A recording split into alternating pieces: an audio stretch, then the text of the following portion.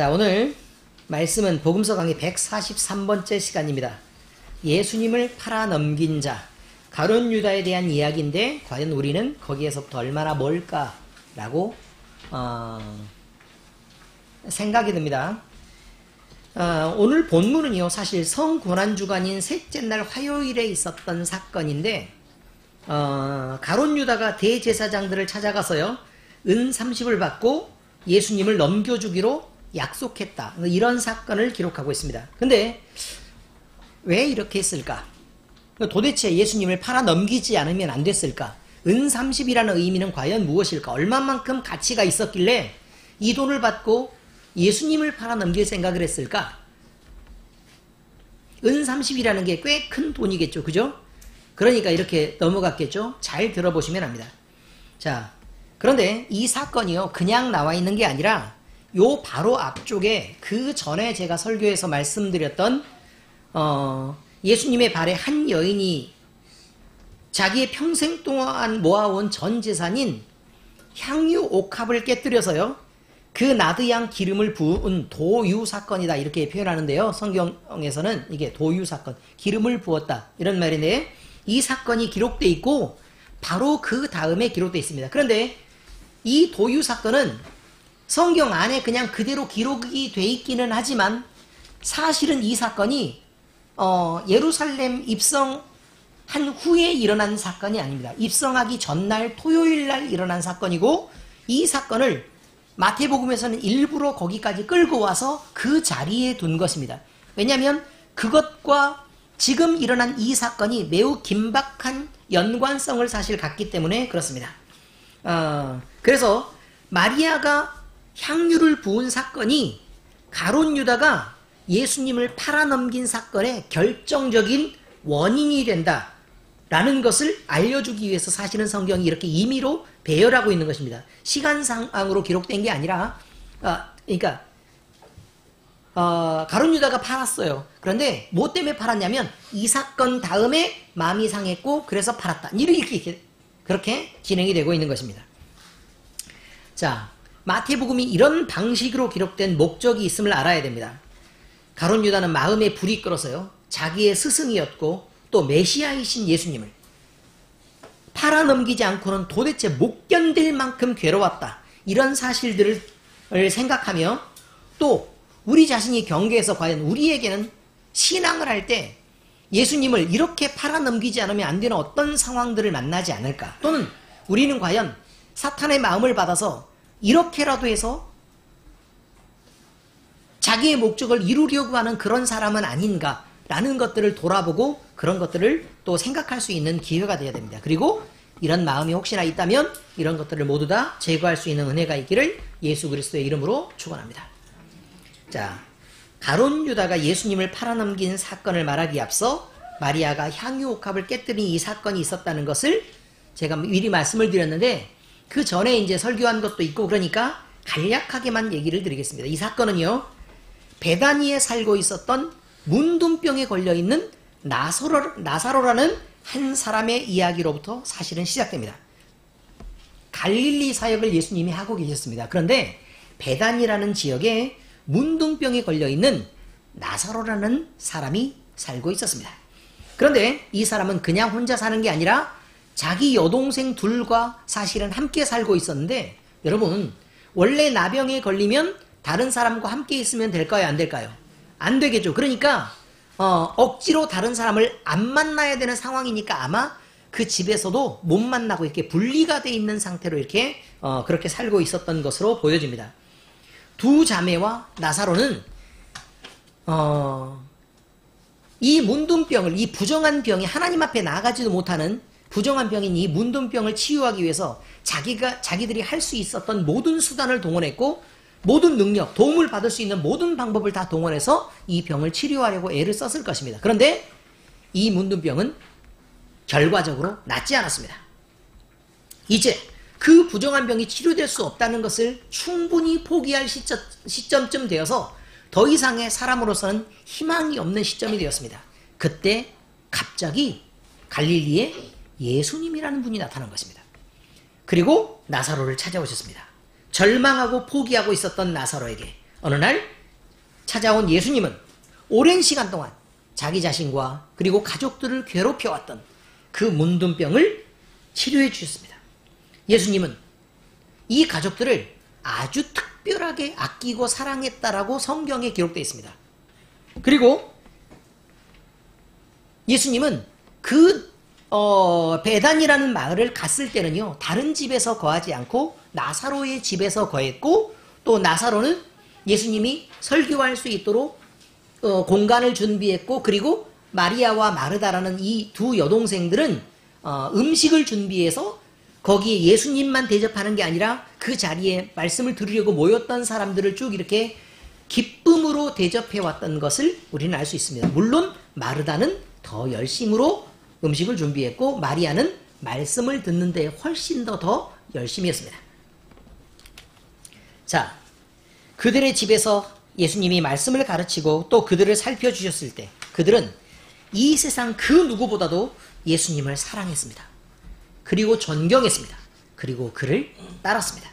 그런데 얼마의 시간이 흘러서 예수님이 바쁘게 공생의 사역을 하러 이곳저곳을 돌아다니면서 일을 하고 계셨습니다. 천국 복음을 전파하고 또 급하게 귀신을 쫓아내야 됐고 더 많은 병자들을 치료하고 또 그러기 위해서 이제 갈릴리 지역 외에 이제 다른 지역까지 이렇게 돌아다니면서 사역을 하고 있었습니다. 그런데 오빠인 나사로가 원인 모를 병에 걸렸습니다. 그런데 갑자기 죽어버립니다. 마리아와 마르다는요, 급하게 예수님을 찾고 불렀지만 예수님은 그곳에 계시지 않았고, 그리고 나사로가 죽을 때까지 예수님은 그곳에 나타나지 않았습니다.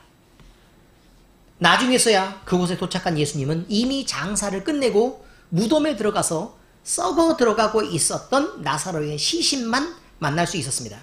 이미 그 가족들은 충분한 절망에 빠져 있었고 더 이상의 희망은 이제 찾을 수 없었습니다. 원망하고 있었던 게 아닙니다. 그냥 아팠다 그 말입니다. 그런데 그때 기적이 일어납니다. 예수님은 죽은 나사로를 무덤에서 불러 일으켜서 다시 살려내셨고, 가족들은 부활이요 생명이신 능력의 주님을 다시 한번 확인하면서 죽음에서부터 다시 부활하여 돌아온 오빠를 다시 되찾을 수 있었습니다. 그런 예수님이 십자가의 죽음을 앞두고 예루살렘으로 들어가시겠다고 지금 얘기하고 계셨던 것입니다. 성고난주일에 되기 직전의 토요일에 이렇게 예수님이 그렇게 얘기하고 있었다 그 말이죠. 예수님이 죽으러 간대요. 그러니 나사로뿐만 아니라 마리아와 마르다의 마음을 주체할 수 없었습니다. 지금까지 자기가 그렇게 존경하고 사랑하고 따르던 그 예수님이 이제 돌아가신다고 생각을 하니까 견딜 수가 없는 것입니다. 마리아는 예수님의 이런 뜻을 거스르지 않았습니다. 그러나 그 뜻을 온전히 섬기기 위해서 자기가 내 평생 동안 모아온 것들 중 내가 무엇을 드릴 수 있을까? 라고 생각을 하다가 자기의 전부라고 생각했다니까 결혼하기 위해서도 재산을 준비해야 되고 노후를 위해서도 준비를 해야 되고 죽음을 위해서도 준비해야 되는 그 나드양 향유가 있는데 그 향유 옥합을 깨뜨려서 예수님의 발에 붓고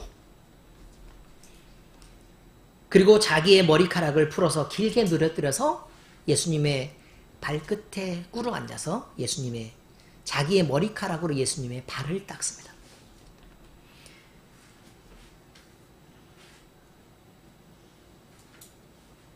예수님께라면 자기의 전부라도 드리고 싶었던 마리아는 예수님의 죽음에 앞서서 자기가 가진 모든 것을 드리고 싶었던 것입니다. 이 향유 옥합의 가격은요, 막 그렇게 비싼 것은 아닙니다. 그러니까 이 집안이 부자는 아니었단 말이에요. 이 옥합 가격은요 300데나리온, 적은 돈도 아니죠. 물론 약 4,500만 원 정도에 이르는 큰 돈인 것은 사실입니다. 그러나 전 재산을 드렸다라고 볼 때 4,500만 원, 실제로 이 가정 자체가 부유한 가정은 아니었다는 말입니다. 그런데 이제 되돌아서 그 가정들이 했던 일을 살펴보면 예수님이 오셨을 때 정성껏 음식을 준비했고 또 주무실 자리를 마련했고 그리고 온 많은 사람들을 위해서 음식을 정성껏 준비하는 그런 가정이었던 걸 보면 사실 우리 형편보다 더 못한 가정들이 아니겠습니까? 그죠? 나사로의 가정 우리 형편보다 사실은 더 못한 가정입니다. 그런데도 이렇게 예수님을 사랑했고 자기의 전부를 드릴 수 있었던 그런 일이 사실은 벌어졌었다. 이런 말입니다. 자, 여기까지가 전제된 사건입니다. 그런데 이 장면을 보는 제자들의 시선은 달갑지 않았습니다. 그러니까 제자들의 시선입니다. 많은 제자들은 예수님의 죽음을 사실 믿지도 않았고 또 그렇게 얘기해도 뭐 별로 신경을 쓰지 않고 있는 거예요. 엄청 중요한 말을 예수님은 하고 계시는데 제자들은 그냥 뭐 빵 먹고 뭐 이렇게 포도주 마시고 바빠요. 그러고 있었습니다. 그랬기 때문에 죽음을 믿지 않았으니까 당연히 마리아가 하는 그 행동은 이해할 수 없는 의아함 그 자체였고, 그리고 아니 4,500만을 깨가지고 그냥 발이나 닦고 있고 그냥 그건 다 이렇게 흘러서 이게 없어져 버리고 담을 수도 없는데, 그러니까 거기에 따라서 모두 다 분노를 느꼈고 거기에 컴플레인을 제기하기 시작합니다. 그 중에 특히 한 제자인 가룟 유다는 예수님이 이렇게 쭉 돌아다닐 때 살림을 맡아보는, 그러니까 돈 관리를 했던 제자입니다. 가룟 유다는 마리아의 행동에 특히 크게 분노했고 자신들의 불만을 들으면서도요, 예수님에게 얘기를 하죠. 도대체 지금 뭐 하는 짓이냐, 지금 가난한 사람들을 이걸로 구제를 할 수 있는데 지금 그걸 깨뜨려서 지금 발에다 다 쏟아붓는 게 아무리 예수님이지만 그걸 꼭 그렇게 발을 그렇게 씻으셔야지 시원하십니까? 여러분 생각 한번 해보세요. 4,500만 원인 향유가 아니어도 여러분 한 10만 원쯤 하는 에센스를 한 100병쯤 모으면 얼마 정도 됩니까? 1,000만 원이죠? 그 100병을 쭉 한꺼번에 모아가지고 뚜껑을 열어서 다 이렇게 에센스를 다 이렇게 따랐단 말이에요. 고급스러운 옷그릇 같은 데다가. 그리고 나서 예수님의 발을 이렇게 씻겨준다고 그걸 갖다 통째로 해서 발을 씻기고 있다 그러면 아마 집에서 와이프들이 그렇게 씻기면 남자들은 집에 가서 난리가 날 것입니다. 이 여자가 미쳐가지고. 안 그래도 광신도가 아닌가 했더니 급기야는 네가 미쳤구나. 이렇게 할 것이란 말입니다. 아니겠습니까? 여러분이 마음에 손을 얹고 생각해 보시면 압니다.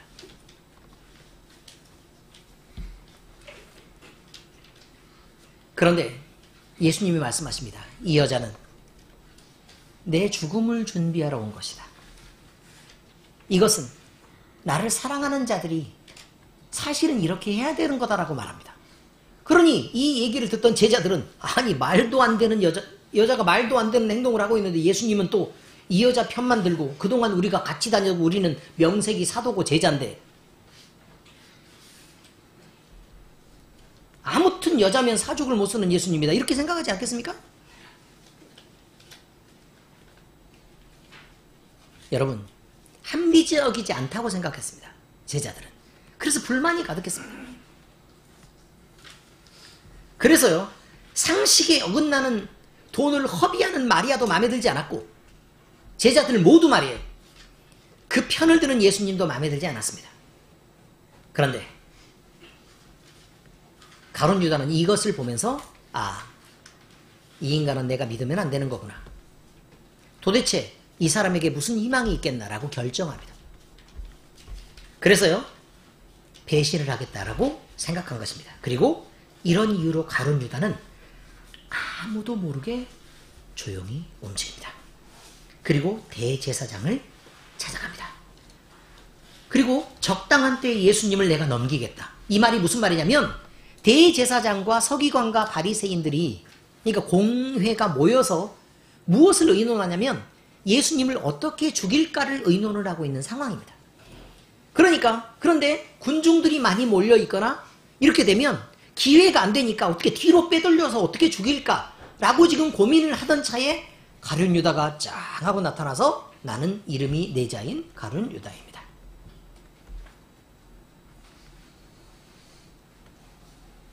이렇게 얘기하며 나는 예수님의 재정을 맡고 있는 제자인데 내가 넘기겠소 라고 얘기합니다. 적당한 때 예수님을 기회를 봐서 당신들이 위험하지 않는 상황을 만들어서 내가 넘겨주겠다. 이렇게 약속한 것입니다. 그리고 예수님을 판 대가로 얼마를 주겠냐라고 물었더니 대답도 안 하고 은 30을 달아서 가룟 유다에게 줍니다.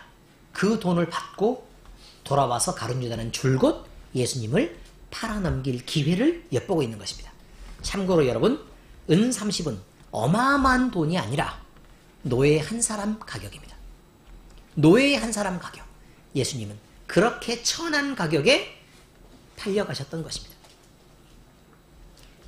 예수님은 제자들 마음속에 탐욕이 있었음을 이미 알고 계셨습니다. 원어를 보면 훨씬 더 그게 잘 나와 있습니다. 뿐만 아니라 가룟 유다가 어떤 목적으로 예수님을 따르고 있었는지 예수님이 몰랐을 리가 없습니다. 그는 열심당이었습니다. 로마의 식민지하에서 유대를 독립시키려고 하는 그 모임의 무리 가운데 사실은 들어있었고, 가룟 유다는 예수님을 따르면서 그 일을 자기가 예수님을 통해서 이룰 줄로 믿고 있었습니다. 그런데 예수님은 죽겠다고 얘기하는 것입니다. 십자가에 달려서 나는 죽는다. 곧 죽는다. 그리고 마리아는 발에다가 향유를 부어서 말도 안 되는 행동을 하고 있고, 또 예수님은 자기의 죽음을 준비했다고 잘했다고 칭찬하고, 이 여자의 이 행동은 이제 후대들이 두고두고 이게 기록돼서 이 여자가 무슨 일을 행했는지 알 것이다 라고 얘기하고, 그러니 이 끝난 사람을 갖고 끊임없이 계속해서 따라다닐 수는 없으니까 확 팔아버려야겠다 라고 생각했던 것이라 그 말이죠.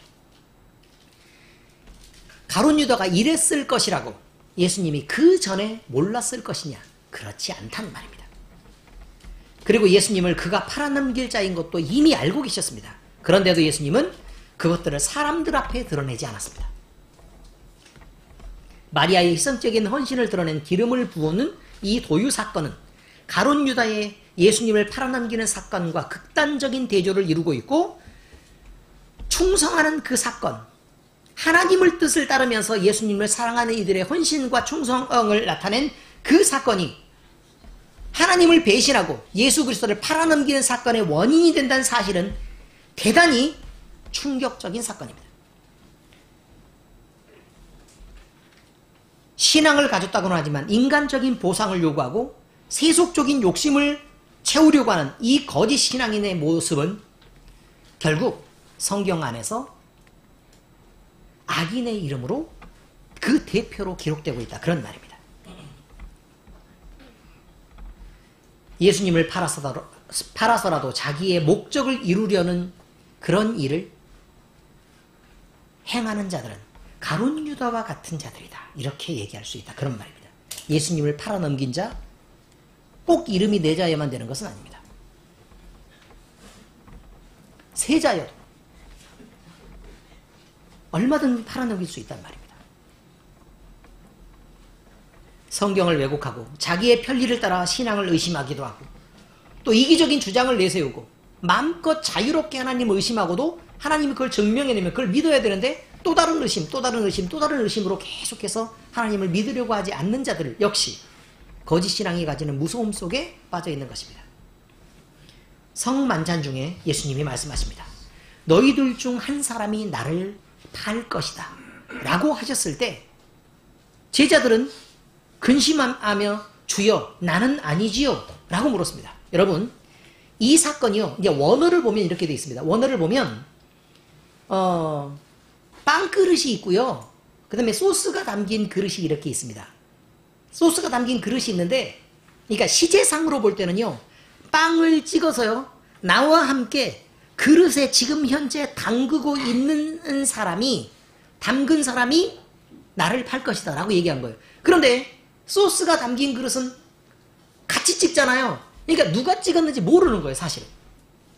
그러니 찍은 애들은 다 깜짝 놀라가지고 전가요? 저는 아니지요 주님? 이라고 물은 거란 말이에요. 그래서 예수님이 다시 말씀합니다. 가룟 유다가 아닌 것처럼, 본인은 알고 있을 거 아니에요. 그 전에 사건이 있었으니까 아닌 것처럼 소스 그릇에 이렇게 찍으면, 예수님하고 같이 이렇게 찍으면서 선생님 저는 아니지요 라고 했단 말입니다. 명칭을 한번 보세요. 명칭을. 제자들은 근심하면서 뭐라고 얘기했죠? 주여 나는 아니지요. 가룟 유다는 예수님을 가리켜 뭐라고 얘기했다고요? 랍비여 나는 아니지요. 의미를 이해하시겠습니까? 가르침을 주는 선생일지언정 당신은 나의 주인은 아니란 뜻입니다. 그가 주님을 팔 마음을 가지고 마귀의 종이 되어 있을 그때 이미 유다는 예수님을 자기의 주님으로 인정하지 않았습니다. 훌륭한 가르침을 베푸는 사람 정도로 알고 있었습니다. 그리고 더 이상 이용 가치가 없는 사람이었습니다. 그저 랍비, 선생이었을 뿐입니다. 자, 이제 성경 말씀을 적용하겠습니다. 여러분, 사랑에 빠진 사람은 희생을 아까워하지 않습니다. 사랑에 빠진 사람은 희생해도 그것이 희생인 줄 모릅니다. 사랑의 전제는 희생입니다. 여러분은 사랑이라는 생각을 하면, 자, 한 사람만 딱 떠올리는 거예요. 아시겠죠? 자, 사랑, 누가 떠오르십니까? 조민근 성도는 누가 떠오릅니까? 아, 유준이가 떠오르는 겁니다. 말도 안 되는 일입니다. 허영희 집사는 누가 떠오릅니까? 유준이랍니다. 아니라고요? 그럼 누가 떠오릅니까? 예수님? 예수님이 떠오른답니다. 여러분, 자, 우리가 신앙을 떠나서요, 사람을 떠올린다고 생각하면 우리처럼 이제 훌륭한 신앙을 갖고 있는 사람들이면 예수님을 떠올릴 것입니다. 하나님이 사랑이시다. 그런데 보통 사람들, 그러니까 하나님을 잘 모르는 사람들은 처음으로 이성을 떠올리고요. 그 다음에 부모가 된 사람들은 대부분 자식을 먼저 떠올립니다. 사랑할 때 부모를 떠올리는 사람은 극히 이례적입니다. 송태진 간사 사랑하면 누가 떠올랐어요? 그럴 줄 알았어요. 아버지가 떠올랐답니다. 송태진 간사는 사랑하면 아버지가 먼저 떠올른다고 지금. 저렇게 훌륭한 모범을 가질 줄 알았어요. 여러분이 사랑에 빠져 있다고 가정해 보시기로 하십시다. 이성과 사랑에 빠진 그 사람은요, 그 사람의 얼굴을 보고 싶어 합니다. 그리고 막 손을 만지고 싶어 하고, 막 눈을 쳐다보고 싶어 하고, 막 그렇습니다. 그래서요, 같이 시간을 보내기 위해서요, 먼 길을 가는 것, 오랜 시간을 소모해야 되는 그 수고로움을 마다하지 않습니다. 예를 들어, 여러분, 그게 사랑인지 아닌지, 엄마가 나를 사랑하는 게 사랑인지 아닌지의 진심을 알고 싶으면, 엄마가 1시간 반 동안 전철을 타고 어딜 가서 누구를 만나서 심부름을 하고 오라고 했을 때 이성을 만나러 가는 것 같은 즐거움과 기쁨이 있으면, 그리고 불만이 전혀 없으면 여러분은 엄마를 진짜 사랑하는 것입니다.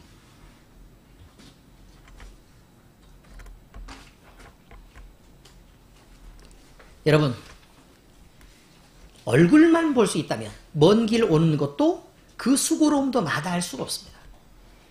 그 다음에요, 그냥 얼굴만 비치고 가는 것이 아닙니다. 그 전에 2시간 동안 화장을 하고 옷을 입고 변장을 해서 준비를 하고 갑니다. 그 수고로움을 마다하지 않는단 말입니다. 왜냐하면 그가 기뻐할 것이기 때문에. 그리고 내가 그 앞에서 예쁘게 보이고 나도 사랑을 받고 싶어서. 사랑이라는 게 그렇게 좋은 것입니다. 그리고요, 시키지 않는데 꼭 내가 요리해 줄까? 막 이러고요. 뭐 힘든 일이 있으면 그래 내가 할게 이렇게 해서 그런 힘든 일을 다 합니다. 이것이 사랑입니다. 무거운 짐이 있으면요, 아 이게 내가 들게 내가. 그리고 자기가 짐을 들어주고, 이승 집사님 보세요, 다 자기가 들고 다니잖아요. 사랑하니까.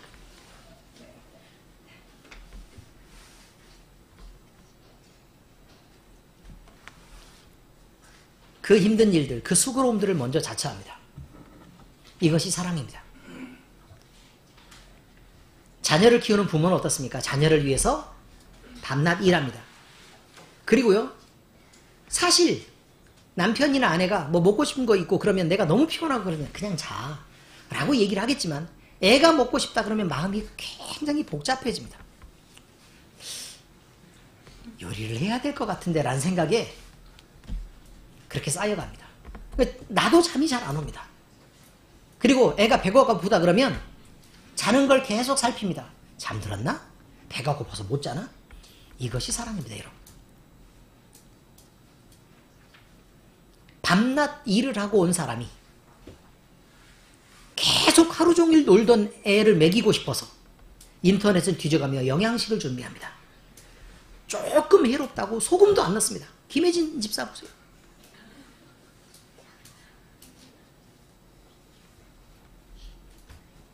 나사에서 인정한 안전한 소금이 아니면 사용하지 않습니다. 자녀가 기뻐하고 즐거워하는 모습을 보고 싶어서 시간을 내서 피곤한 몸을 이끌고 송태진 간사 놀이공원을 갑니다. 놀이방을 가서 팡팡을 뛰고요. 또 여러 가지 막 체험장을 돌면서 평강이 맨날 체험장 다니면서 기억도 못하는 체험을 계속해야 됩니다. 물어보세요. 어디에 체험했는지 지금 기억 못해요. 자, 이런 수고를 하는 이들은 사랑하는 상대가 기뻐하고 즐거워한다면 그것으로 만족합니다. 그리고 그 보상을 기대하지 않습니다. 그냥 내가 사랑하는 사람이 맛있게 먹으면서 좋아하니까 그 좋은 것입니다. 그죠? 이처럼 사랑은 희생을 아까워하지 않고 그 보상을 기대하지 않는 것입니다. 그런데 너무 힘들다 이런 생각이 들면 그 사랑이 왜곡이 시작된 것입니다. 우리가 하나님을 사랑한다고 말할 때에도 이와 같은 것입니다. 하나님이 우리를 사랑하여서 자기의 독생자의 생명을 내주는 것까지 아끼지 않았던 것, 그리고 그것을 주저하지 않았던 것처럼 우리 역시 하나님을 사랑할 때 우리의 이익을 먼저 생각하지 않고 우리의 지식을 먼저 고집하지 않고 또 우리의 자랑을 나타내지 않고 우리의 학식이나 명예나 돈이나 건강이나 심지어 생명까지라도 더 우선하지 않게 되는 것이 맞습니다. 하나님의 말씀 안에서 하나님의 말씀이 전달되는데 자기의 생각을 끊임없이 얘기하면서 내 주장을 펼치는 사람들은 하나님을 사랑하는 것이 아닙니다. 교회에 와서 자기의 돈을 자랑하는 것, 하나님을 사랑하는 것이 아닙니다, 여러분. 교회에 와서 내 학식과 옳은 기준을 드러내서 고집을 피우는 것, 하나님을 사랑하는 것이 아닙니다. 우리가 양보하고 혹 좀 못한 방법들이 선택될지라도 하나님이 이끄시면 아, 이 교회가 바른 방향으로 가겠구나, 조금은 느린 걸음으로 라고 여러분이 믿었을 때 그때 여러분의 신앙은 바로 되고 하나님을 사랑하는 사람의 모습인 것입니다. 사도 바울은 그가 가말리엘의 문화에서 굉장한 학식이 있는 사람으로 아주 유명한 사람입니다. 유대교에 뛰어난 열심을 갖고 있었던 사람으로 그는 자기의 모든 노력이나 가치나 생명까지도 마다하지 않고 그리스도인을 핍박하는 데 열심을 다했던 사람입니다. 그가 예수님을 만났습니다. 그리고 나서 그가 가진 지식과 경험과 그가 가진 모든 것들은 다 배설물과 같은 것이 되었다고 고백합니다. 배설물과 같다. 내가 정말 아무것도 아닌 것을 지키기 위해서 내가 그렇게까지 열심을 내고 죽을 힘을 다해서 그렇게 살았었구나.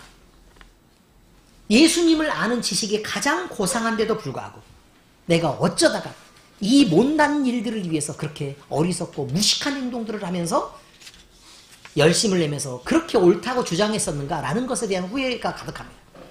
빌립보서 3장 7절에서 9절입니다. 그러나 무엇이든지 내게 유익하던 것을 내가 그리스도를 위하여 다 해로 여길 뿐더러 또한 모든 것을 해로 여김은 내 주 그리스도 예수를 아는 지식이 가장 고상하기 때문이라. 내가 그를 위하여 모든 것을 잃어버리고 배설물로 여김은 그리스도를 얻고 그 안에서 발견되려 함이니 내가 가진 의의는 율법에서 난 것이 아니요 오직 그리스도를 믿음으로 말미암은 것이니 곧 믿음으로 하나님께로부터 난 의라. 여러분, 여러분의 생각을 주장하고 싶으십니까? 여러분의 생각이 옳은 것들이 있습니까? 성경 말씀과 비추어서요, 먼저 말하기 전에 생각해야 합니다. 이것이 하나님의 말씀과 비추어서 과연 그 말씀을 따르는 것인지 그것을 거역하는 것인지 생각해야 된다. 그런 말입니다. 함부로 경솔하고 하나님 앞에 불경건하게 행동하지 말아야 된단 말입니다. 여러분의 자녀들이 여러분 앞에서 눈을 이렇게 치켜들고 덤벼들면서 소리를 지르고 늘 부모를 거역하고 그렇게 덤비는 것이 싫으면 여러분도 하나님 앞에서 그렇게 행동하는 걸 멈춰야 된다는 말입니다. 내가 한 행동의 결과가 그대로 내게 돌아오는 것입니다. 사도 바울과 같은 이런 신앙의 고백과 이런 발견이 우리에게도 꼭 있어야 되는 것입니다. 두 번째 이야기입니다. 우리도 주님께 열심으로 충성하는 사람들을 질투하며 시기할 수 있습니다. 그것은 분명히 잘못된 것인 줄 아는데도 우리는 그 마음을 멈추지 못할 때가 있습니다. 그럴 수 있습니다. 여러분은 바른 신앙이 있다고 생각할 것입니다.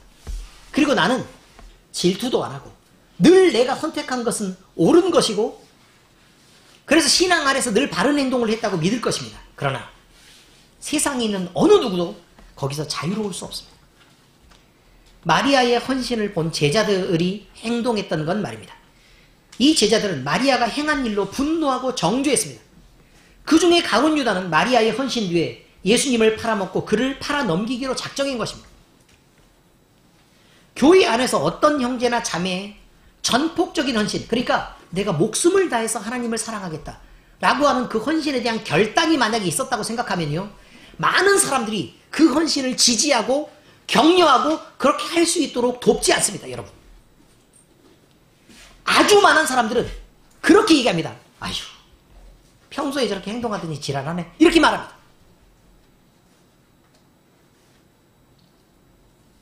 정말입니다. 여러분, 자기처럼 계산적이지 않은 맹목적인 하나님 앞에 전폭적인 헌신은 그저 사람이 생각이 부족해서 아니면 합리적인 판단이 들지 않아서 그저 맹목적으로 무작정 감정에 따라 그렇게 흔들리는 것으로 비춰줄 수 있기 때문에 그렇습니다. 이처럼 남을 판단하는 사람들의 질투의 이면에는 나보다 더한 열심이 있어서도 안 되고, 나보다 더 바른 것도 안 되고, 나보다 더 믿음이 있는 것도 안 되는 것입니다. 그런 사람을 용납이 안 되는 것입니다. 그러면 자기가 열심을 내야 되는데 자기는 열심을 안 내고 남을 깎아내립니다.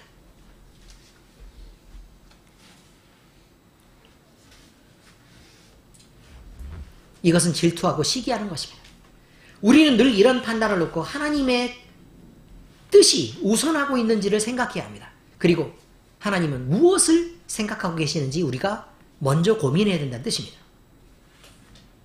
그래서 하나님이 기뻐하시는 것을 함께 기뻐해주고 하나님이 즐거워하시는 것을 함께 즐겁게 행하는 자들이 되어야 될 것입니다. 이것이 거룩한 교회의 하나된 지체가 서로를 섬기면서 행할 도리들인 것입니다.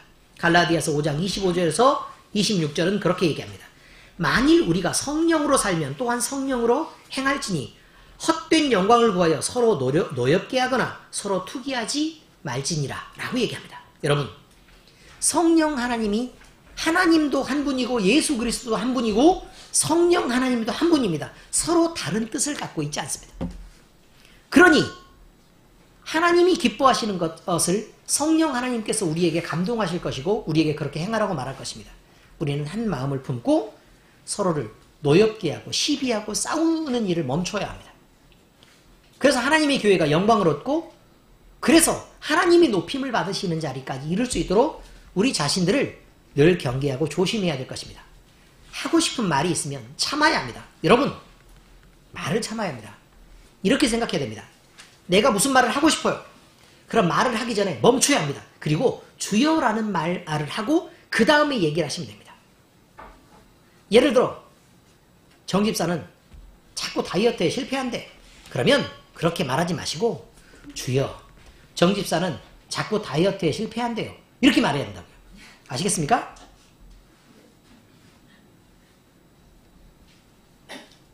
그렇게 얘기한다고요. 김격순 집사님도 마찬가지예요. 김격순 집사님이 막 닭뼈를 막 이렇게 씹어먹고 그러거든요. 그럼 그때 뭐라고 얘기한다고? 닭뼈도 씹어먹을 줄 아세요? 이렇게 얘기하면 잘못하면 놀리는 게 되니까 이렇게 얘기한다고요. 주여, 아유 닭뼈까지 씹어 드셔요. 이빨 상하지 않게 조심해야 되겠네. 이렇게 주여를 꼭 넣어야 돼요. 아시겠습니까? 모든 단어와 대화 앞에 꼭 주여를 끼워 넣으시라고요. 그리고 이 말을 해도 좋은지 안 좋은지를 생각하시란 말이에요. 의미를 아시겠습니까? 우리가 주 앞에서 살고 있다는 걸 잊는 순간 우리의 말은 너무 함부로 나갑니다. 우리는요, 종이기 때문에 주인의 뜻을 거슬러서 말할 자격이 없습니다. 하나님이 그렇게 우리에게 방임을 허락한 적이 없습니다. 그러니 우리도 시기하고 질투하는 것을 멈추고 우리의 모든 말에 늘 주여를 끼워 넣어서 얘기하는 습관들을 가져주시기를 예수 그리스도의 이름으로 축원합니다. 세 번째, 예수님을 믿는 신앙을 자기의 이익을 위해서 이용하려고 하는 자들, 이 사람들이 예수님을 판 가룟 유다와 같은 사람들입니다. 이 세상을 사랑하는 자들은 겉으로 더 깊은 신앙을 가진 사람들처럼 포장할 수밖에 없습니다. 왜냐하면 많은 사람들의 존경을 받아야만 자기에게 이익이 되기 때문에 그렇습니다. 이것이 외식입니다. 이기적으로 보이는 신앙을 만약에 가지면요, 다른 사람도 인정을 해주지 않습니다. 그러니까 자기에게 유익이 돌아오지 않습니다. 남이 봐도 이기적이다. 이것은 신앙의 하수들이 나는 얘기입니다. 거룩한 적 보여야 합니다. 경건한 척 행동해야 합니다. 교회도 존경하고 그를 대우하는 위치까지 올라가야 합니다. 그래야 진심으로 하나님을 사랑하는 자들이 자기의 편을 들어주기 때문에 그렇습니다. 여러분, 그렇게까지 해서 자기의 이익을 구하고 싶으십니까? 그런데 그 마음에 진심으로 하나님을 사랑하지 않는 자들은 아무리 교회의 높은 어른의 위치까지 올라갔다고 하더라도 그 마음속에 괴로움이 더합니다. 하나님을 믿고 섬기고 사랑하는 자들은 하나님께 모든 걸 맡기니까 평안을 얻겠지만 위로 올라가면 올라갈수록 불편한 것입니다. 더 많은 싸움을 해야 하고 더 많은 송곳니를 드러내야 합니다. 날카롭게 갈아서 보여줘야 합니다. 왜요? 함부로 치고 올라오지 못하도록. 하나님을 섬기며 거룩한 교회를 세우는 일은 희생을 동반하는 일입니다. 그러므로 이기적인 신앙을 가진 사람들은 그것이 기쁠 수 없습니다. 사랑이 없는 노력뿐인 희생은요, 쉽게 다치기 마련이고 지치기 마련입니다. 벌써 얼굴에 짜증이 드러나 있습니다. 일하면서 짜증이 드러나 있고 나 이렇게 힘들어 라고 얘기할 거면 하지 말라고 얘기한 것입니다. 그래서요, 봉사의 우선에서 우리가 먼저 해야 될 것은 내 신앙을 점검하는 것입니다. 내가 참 신앙 안에 있는가. 그래서 신앙이라는 이름으로 자기를 자랑 삼으려고 하는 것이라든지 봉사하면서 그 수고를 인정받으려고 하는 모든 것은 다 거짓입니다. 이런 것들은 하나님께로부터 온 것이 아닙니다. 세상으로부터 온 것이며 그 주인은 사탄입니다. 요한일서 2장 15절에서 16절에 이렇게 얘기합니다.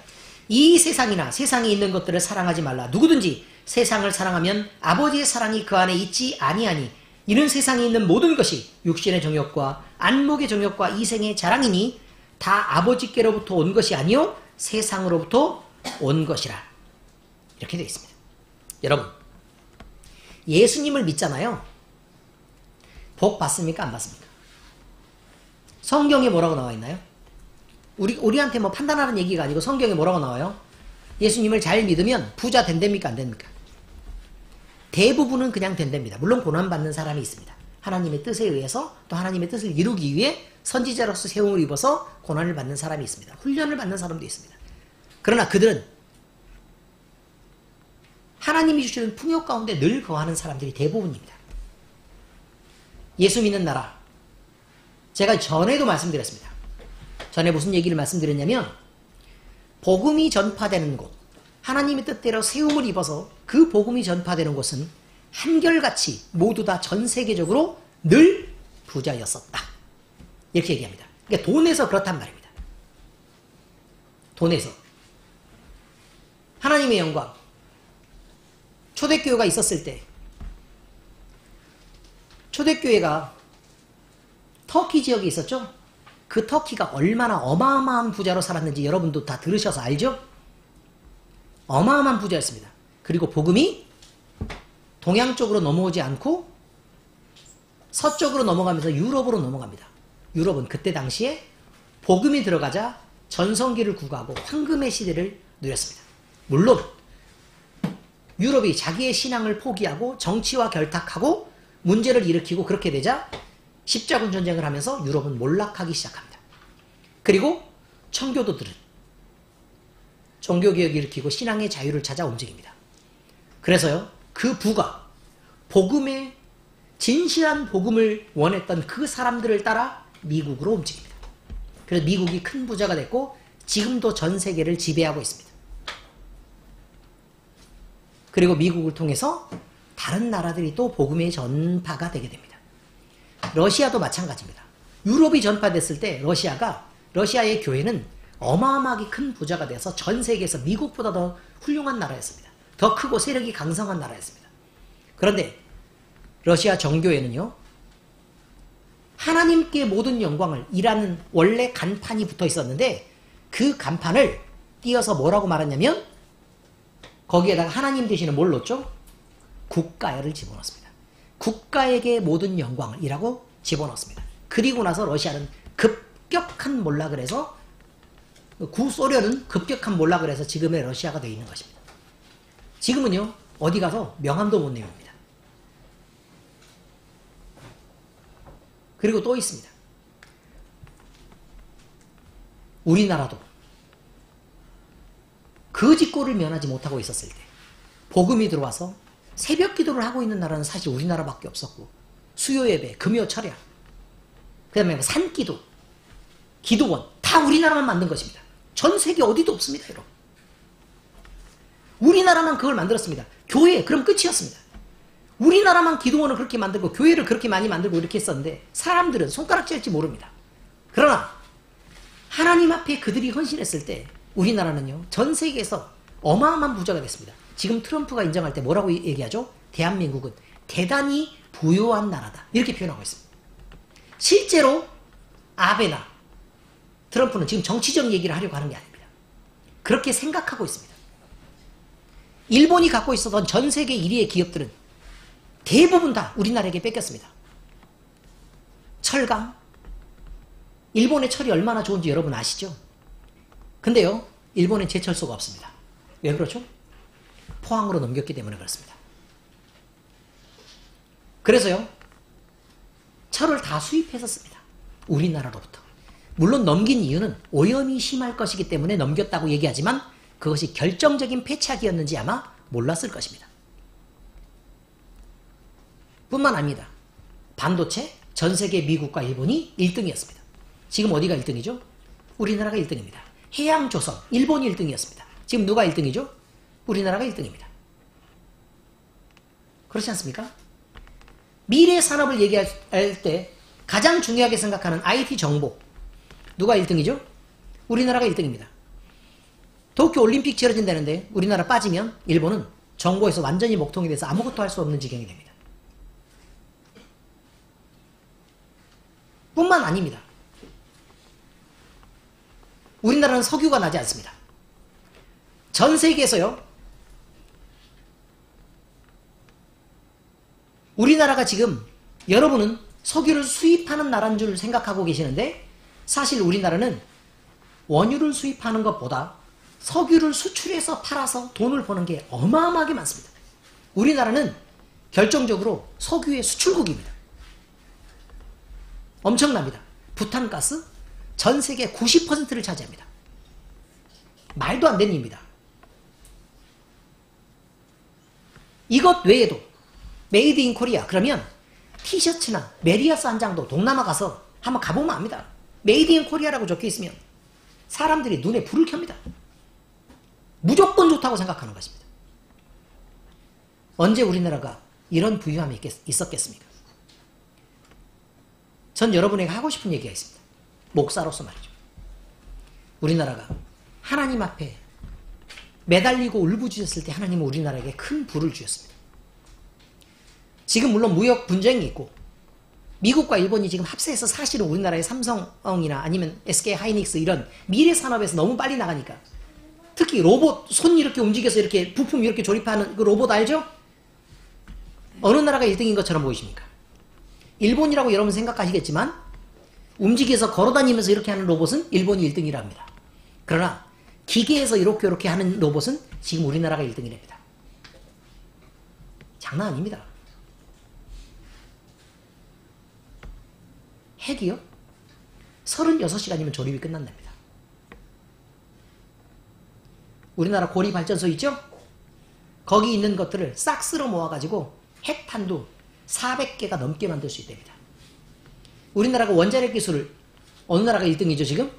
원자력 발전은 한국이 1등입니다. 그러니 원자력 발전에서 집약된 그 기술은 말도 못합니다.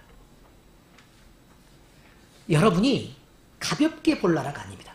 우리가 지금, 여러분은요, 옛날 사람들이 그래도 이만하면 살만하지 라고 얘기했던 우리의 부모들은 어디서 살았냐면요, 탄광천 옆에다가 쪽방 한 개 만들어 놓고 에어컨도 없는 방에서 갱동 안에 들어가서 날마다 캐면서 그래도 마음대로, 이제는 마음대로 먹고 살 수 있게 됐으니까 이 정도면 충분히 괜찮지 라고 했던 사람들이 여러분의 부모들입니다. 행복했었습니다. 공장에서 죽으라고 일을 했습니다. 미식을 받고 교육을 못 받았습니다. 자식들만 교육을 시킨 것입니다. 그래서 달라진 게 뭐죠? 사람은 배우면 더 고급스러워지고 더 많이 부모에게 충성하나요? 그래서 부를 줬으니까 하나님께 향해서 나아갑니까? 자기가 잘난 지식을 갖고 하나님을 배신하고 떠났습니다.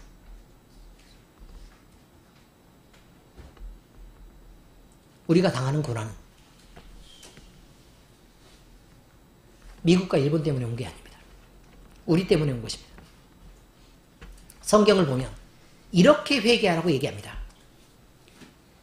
하나님, 내 조상들과 내가 행해왔던 잘못들을 하나님 앞에 내어놓습니다. 이런 잘못을 했던 것을 내가 하나님 앞에 구하고 제 앞에 꿇어앉고 굵은 베옷을 입고 하나님 앞에 통곡합니다. 하나님, 제발 우리를 용서해 주십시오.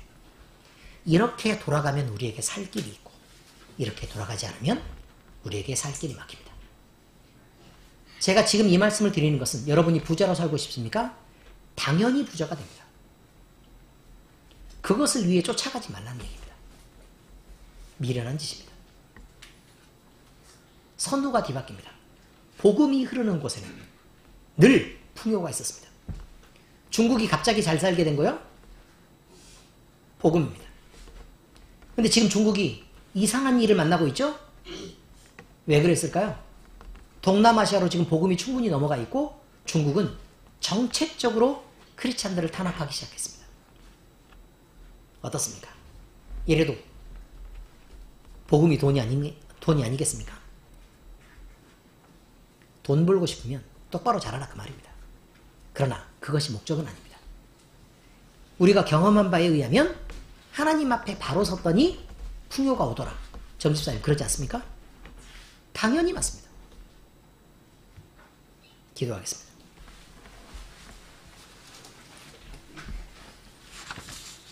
하나님 아버지, 사랑에 빠진 사람은 희생을 아까워하지 않는다는 것을 배웠습니다. 하나님이 우리를 향해서 어떤 희생을 감수해 내셨는지 우리를 바르게 하고 부요하게 하기 위해 하나님은 어떤 희생을 치르면서까지 우리를 살리고 싶어 했는지 우리가 그 마음을 깨닫게 하여 주시옵소서. 또한 아버지 하나님, 우리 주님 앞에 우리 자신을 내어드리고 헌신할 때 우리가 아버지 하나님 서로를 질투함으로 교회가 세워져 나가는 것을 방해하지 않도록 주께서 인도해 주옵소서. 우리의 마음이 겸손하고 또 우리의 마음이 서로 사랑으로 위로하는 곳까지 이르게 하셔서 교회를 세우고 지체를 세워나가며 하나님 앞에 영광 돌리는 그런 훌륭한 하나님의 자녀들이 될 수 있기를 소원합니다. 우리 하나님께서 우리를 살펴주시고 우리가 성령으로 행하고 헛된 영광을 구하고 넘어지는 자 되지 않도록 주께서 인도하여 주시옵소서. 예수님을 믿는 신앙을 위해서 우리 자신의 희생을 우리가 아버지 하나님 반갑고 즐거운 마음으로 감당해내게 하시고 또 우리 자신의 이익을 위해서 복음을 이용하는 자들이 되지 않도록 주께서 인도해 주시옵소서. 복음이 가는 곳마다 늘 부요와 풍요가 있던 것을 우리는 알고 있습니다.